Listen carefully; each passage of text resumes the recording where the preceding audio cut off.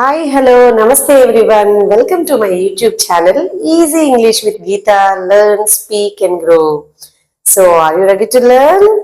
So, మన 30 days challenge అయిపోయిన తర్వాత ఇంకా మరికొన్ని వీడియోస్ నేను చేస్తూ ఉన్నానండి. సో, ఇది నిన్నటి పార్ట్కి కంటిన్యూషన్. నిన్న మీరు డోంట్స్ పార్ట్ 1 చూసారు కదా, దాని కంటిన్యూషన్ ఈరోజు పార్ట్ 2. ఇందులో మీరు 3 వేరియేషన్స్ నేర్చుకోబోతున్నారు. 3 వేరియేషన్స్. సో ఇవి మీకు బాగా యూజ్ అవుతాయి. ఆ డిఫరెన్స్ ఏంటనేది కూడా మీరు ఈరోజు క్లాస్ లో తెలుసుకుంటారు. మరి క్లాస్ లోకి వెళ్ళడానికి ముందుగా ఎప్పట్లాగే gentle reminder for you, that is please like, share and subscribe. Click the bell icon and please do comment also. So కొంతమంది గ్రామర్ టాపిక్స్ చేయండి మేడం, ఎస్జిటికి ప్రిపేర్ అవుతున్న వాళ్ళకి, డిఎస్సికి యూజ్ అవుతాయని అడుగుతున్నారు. సో మనం ఈ టాపిక్స్ కంటిన్యూ చేస్తూ అవి కూడా సైమల్టేనియస్ గా చూద్దాం. సో అలాంటి వాళ్ళు కాంపిటేటివ్ ఎగ్జామ్స్ కి ప్రిపేర్ అవుతున్న వాళ్ళు ఎవరైనా ఉంటే ఆ వీడియోస్ ని కూడా చూడండి. స్పెషల్ గా grammar topics like active passive voice and fill in the blanks with verbs, right options, edit the passages, comprehensions ఇలాంటివి చాలా ఉంటాయి కదా, అవన్నీ కూడా ఒక్కొక్క వీడియోతో మీ ముందుకు వస్తాను. సో కొంచెం టైం తక్కువగా ఉండడం వల్ల కొంచెం చిన్న చిన్న వీడియోసే చేస్తున్నాను. చూసుకొని ఖచ్చితంగా మంచి మంచి వీడియోస్తో మీ ముందుకు వస్తాను. మీరు చేయాల్సింది కొంచెం చిన్న ఎంకరేజ్మెంట్ అండి. జస్ట్ మీరు ఒక చిన్న లైక్ కొట్టి చిన్న కామెంట్ చేస్తే అది చాలా ఎనర్జీని ఇస్తుంది, ఇంకా మరిన్ని వీడియోస్ చేయడానికి అవకాశం ఉంటుంది. ఓకే, మరి టైం వేస్ట్ చేయొద్దు, ఎందుకంటే టైం ఇస్ వెరీ ప్రీషియస్. డబ్బులు అయితే మళ్ళీ సంపాదించుకోవచ్చు, టైం సంపాదించుకోలేం కదా. అందుకే పనికొచ్చే వాటి మీద మీ టైంని కేటాయించండి. ఇప్పుడు ఇంగ్లీష్ కూడా మీకు చాలా అవసరం అండి, కాబట్టి 10 minutes మీరు వేస్ట్ అని అనుకోక్కర్లేదు. ఇది మీకు బాగా యూజ్ అవుతుంది ఫ్యూచర్ లో. ఓకేనా? సో మరి ఇంకా ఆలస్యం చేయకుండా క్లాస్ లోకి వెళ్ళిపోదాం. See phrases, sentences and questions with don't. ఇది పార్ట్ 2. నిన్న డోంట్ తో ఓన్లీ ఫ్రేజెస్ చూసాము. ఈరోజు ఫ్రేజెస్, సెంటెన్సెస్ అండ్ క్వశ్చన్స్ కూడా ఈ 3 చూస్తాం. ఓకే, చూడండి. First phrases. అసలు ఫ్రేజ్ అంటే ఏంటి? స్టార్టింగ్ లో చెప్పాను కదా, it's a group of words. So కొన్ని వర్డ్స్ కలిస్తే దాన్ని మనం ఫ్రేజ్ అంటాం. చూసారా, ఇక్కడ సబ్జెక్ట్ ఏం లేదు, అంటే ఎవరికి చెప్తున్నాం అనేది లేదు. జనరల్ గా మనం ఎదుటి వాళ్ళకి ఒక ఆర్డర్ పాస్ చేసినట్లుగాను, ఒక అడ్వైస్ ఇచ్చినట్లుగాను చెప్పేస్తాం అనమాట. దానికి ఇంకా సబ్జెక్ట్ అనేది ఏం ఉండదు. స్టార్టింగ్ డోంట్ తో స్టార్ట్ చేసాం చూసారా. డోంట్ బి లేట్, లేట్ కావద్దు. Suppose one girl is coming regularly late class కి, అప్పుడు మీరు చెప్పచ్చు డోంట్ బి లేట్ అమ్మా, come early, don't be late. Don't look at me. Sometimes you give the work but the child will not do that. చేయకుండా అలా చూస్తూ ఉంటారు మీ వైపు, అప్పుడు మీరు అనొచ్చు don't look like that, don't look at me, do your work. And మీ పిల్లలు కూడా మీరు ఏదైనా వర్క్ అప్ చెప్పారనుకోండి, mummy don't look at me like that, go and do your work. So ఇలా మనం అన్ని చోట్ల వాడచ్చు. డోంట్ లుక్ ఎట్ మీ, నా వైపు చూడొద్దు. డోంట్ ఫర్గెట్ యువర్ థింగ్స్, నీ వస్తువులు మర్చిపోవద్దు. కొంతమంది పిల్లలకి ఇది భలే హ్యాబిట్ అండి, అన్ని మర్చిపోతుంటారు. ఎక్కడ బుక్స్ అక్కడే, ఎక్కడ పెన్స్ అక్కడే, అన్ని వదిలేస్తుంటారు. So don't forget your things. మీ పిల్లలకి అలవాటు ఉంటే మీరు రెగ్యులర్ గా ఈ సెంటెన్స్ ని వాళ్ళకి చెప్పాలి. Don't forget your things. Next, don't touch it, దాన్ని ముట్టుకోవద్దు. సో మీరు ఏదైనా ప్రాజెక్ట్ చేశారు, వచ్చి పట్టేసుకుంటున్నారు మీ తమ్ముడో చెల్లో, సో అప్పుడు చెప్పచ్చు. లేదా మీరు ఒక టీచర్, మీరు ఒక ప్రాజెక్ట్ తయారు చేస్తున్నప్పుడు పిల్లలు వచ్చి కదిలిస్తున్నారు, don't touch it, just listen, I will tell you when you have to touch. మీరు ఎప్పుడు టచ్ చేయాలో నేను చెప్తాను. డోంట్ టచ్ ఇట్, టచ్ చేయి. Don't put it on my desk, దాన్ని నా డెస్క్ మీద పెట్టద్దు. సో ఈ విధంగా మనం డోంట్ తో స్టార్ట్ చేసి నిన్న కూడా నేర్చుకున్నారు, ఇప్పుడు కూడా కొంత కంటిన్యూషన్ చెప్పాను. ఇలా మనం ఏ సందర్భంలో అయినా డోంట్ ని వాడచ్చు. ఓకే, నెక్స్ట్ ఇది ఫ్రేజెస్ కదా. సెంటెన్సెస్. సెంటెన్సెస్ అంటే ఏంటి? ఒక సబ్జెక్ట్ ఉంటుంది, ఒక వర్బ్ ఉంటుంది, ఒక ఆబ్జెక్ట్ ఉంటుంది, starting with capital letter, ending with full stop కదా. సో చూడండి, ఇక్కడ నా గురించి చెప్తున్నాను, నిజం కాదండి, just sentence example. I don't like coffee, నాకు కాఫీ అంటే ఇష్టం లేదు. నేను బాగానే తాగుతాను coffee. I don't like coffee, నాకు కాఫీ అంటే ఇష్టం లేదు. చూసారా, ఇక్కడ మనకి డోంట్ కి ముందు సబ్జెక్ట్ పెట్టాం, అదే హీ వాడామనుకో, హీ డజంట్ అనాలి. మళ్ళీ డజ్ అనేది ఇక్కడ థర్డ్ పర్సన్ సింగులర్, ఆ రూల్స్ వేరు కదా. స్టార్టింగ్ లో చెప్పాను మీకు, డూ ఎప్పుడు వాడాలి, డజ్ ఎప్పుడు వాడాలి, డిడ్ ఎప్పుడు వాడాలి, ఇవన్నీ చెప్పుకున్నాం కదా మనం. Changing sentences. Okay, keep it aside. So I don't like coffee అంటే నాకు కాఫీ ఇష్టం లేదు. ఐ డోంట్ వాచ్ మూవీస్, నేను మూవీస్ చూడను. నేను బ్రహ్మాండంగా చూస్తాను. Just statement. I don't watch movies, నేను సినిమాలు చూడను. I don't want to do that, నేను ఆ పని చెయ్యాలనుకోవటం లేదు. అంటే ఎవరో ఏదో చెప్పారు చెయ్యమ్మా ఇది చెయ్యమ్మా అని. Mummy I don't want to do that mummy. Madam please I don't want to do that madam, I will do one more thing, please tell me another thing. So టీచర్కి అయితే కొంచెం పొలైట్గా చెప్తాం, మమ్మీతో అయితే కొంచెం కమాండింగ్గా చెప్తాం. I don't want to do that, నేను ఆ పని చెయ్యాలనుకోవడం లేదు. ఐ డోంట్ వాంట్ అనుకోవడం లేదు, ఏమని? టు డూ దట్, అది చెయ్యాలని. టు డూ చేయడం, టు డూ దట్ అది, ఆ పని చెయ్యాలని నేను అనుకోవడం లేదు. They don't talk to me, వాళ్ళు నాతో మాట్లాడరు. They don't talk to me, వాళ్ళు నాతో మాట్లాడరు.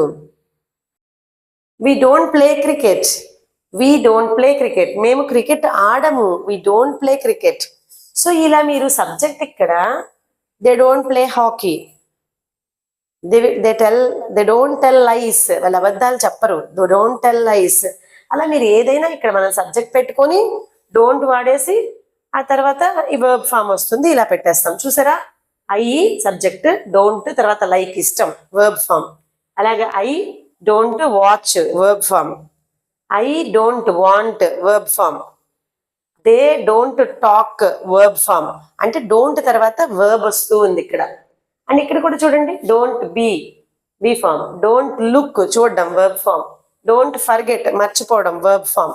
అంటే డోంట్ తర్వాత touch verb form, don't put verb form, put put put, touch touch touched, ఇవన్నీ వర్బ్ ఫామ్సే కదా. V1 V2 V3 మీరు నేర్చుకున్నారు కదా.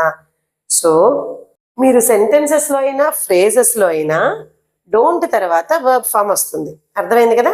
ఫ్రేజెస్ లో సబ్జెక్ట్ ఉండదు, సెంటెన్సెస్ లో సబ్జెక్ట్ ఉంటుంది, ఆబ్జెక్ట్ కూడా ఉంటుంది, ఫుల్ సెన్స్ ఉంటుంది. సో ఇలా మనం ఫ్రేజెస్ ని సెంటెన్సెస్ ని చెప్పచ్చు. మరి క్వశ్చన్స్ ఎలా చెప్తా అది కూడా తెలుసుకోవాలి. డోంట్ తో క్వశ్చన్స్ ఎలా వాడాలి, ఎలా క్వశ్చన్ చెయ్యాలి అనేది ఇప్పుడు చూడబోతున్నాం. సో క్వశ్చన్స్ ఎలా వాడాలి డోంట్ తో అనేది ఇప్పుడు చూద్దాం. ఇందాక ఫ్రేజెస్ చూశారు, సెంటెన్సెస్ చూశారు. అంటే డోంట్ తర్వాత ఒక వర్బ్ వచ్చింది, డోంట్ తర్వాత వర్బ్ కంటిన్యూ అయింది. ఇప్పుడు చూడండి, don't you no the address. చూసారా? ఇక్కడ డోంట్ తర్వాత యూ వచ్చింది, pronoun you. Don't you no the address, నీకు అడ్రస్ తెలీదా అంటే క్వశ్చన్ లో నెగటివ్. అదే నీకు అడ్రస్ తెలుసా అంటే do you know the address, నీకు అడ్రస్ తెలుసా, నీకు తెలియదా. Don't you no the address, నీకు అడ్రస్ తెలియదా. ఎవరికైనా క్వశ్చన్ లో నెగిటివ్ గా మీరు అడగాలి అంటే, నెగిటివ్ క్వశ్చన్ చెయ్యాలి అంటే నెగిటివ్ ఇంట్రాగేటివ్ అంటాం కదా, ఈ డోంట్ తో వాడతాం క్వశ్చన్. డోంట్ తర్వాత మీకు నౌన్ ఆర్ ప్రనౌన్ వస్తుంది. ఇక్కడ నేమ్ పెట్టాలనుకో, doesn't Rama know the address, singular కదా, డజ్ రావాలి మళ్ళీ అక్కడ, డజంట్. ఇన్ని వేరియేషన్స్ చెప్తే కన్ఫ్యూజ్ అవుతారని అవన్నీ చెప్పకుండా ఓన్లీ డోంట్ తోనే చెప్తున్నాను. Don't you no the address, నీకు అడ్రస్ తెలీదా. Don't you need my help, నీకు నా హెల్ప్ అవసరం లేదా, నా సహాయం అవసరం లేదా. అంటే నువ్వు ఒక్కడివే చేసుకుంటావా. Don't you need my help, నీకు నా సహాయం అవసరం లేదా. అదే నీకు నా హెల్ప్ కావాలా అంటే do you need my help, నీకు సహాయం కావాలా.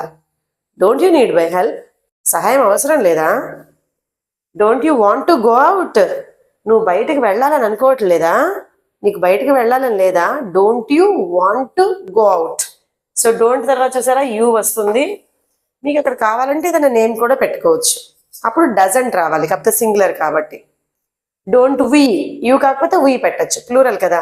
Don't we want to go out, don't they want to go out, వాళ్ళు బయటకు వెళ్ళాలని అనుకోవట్లేదా. Don't you know his name, don't you know his name, నీకు అతని పేరు తెలీదా. డోంట్ యూ, నెక్స్ట్ యూ వచ్చింది చూసారా pronoun. Don't you know his name, pronoun తర్వాత వర్బ్ వస్తుంది, ప్రనౌన్ తర్వాత. అదే ఫ్రేజెస్ లో సెంటెన్సెస్ లో అయితే డోంట్ కి వెంటనే వర్బ్ వచ్చింది. Don't you like movies, don't you like movies, నీకు సినిమాలు ఇష్టం లేదా. డోంట్ యూ తర్వాత లైక్ వచ్చింది చూసారా. డోంట్ యూ లైక్ మూవీస్, నీకు సినిమాలు ఇష్టం లేదా. డోంట్ యూ కమ్ ఇన్, నువ్వు లోపలికి రావా. పిల్లలు బయట నుంచి ఉండిపోతారు లోపలికి రాకుండా. డోంట్ యూ కమ్ ఇన్, నువ్వు లోపలికి రావా. Don't they talk to you, వాళ్ళు నీతో మాట్లాడరా. Don't they talk to you. Don't తర్వాత చూసారా మళ్ళీ ప్రణవనం దే వచ్చింది. సో మీరు క్వశ్చన్లో అర్థం చేసుకోవాల్సింది ఏంటంటే, క్వశ్చన్ వేసేటప్పుడు డోంట్ తర్వాత నౌన్ ఆర్ ప్రొనౌన్ వచ్చి తర్వాత వర్బ్ వస్తుంది.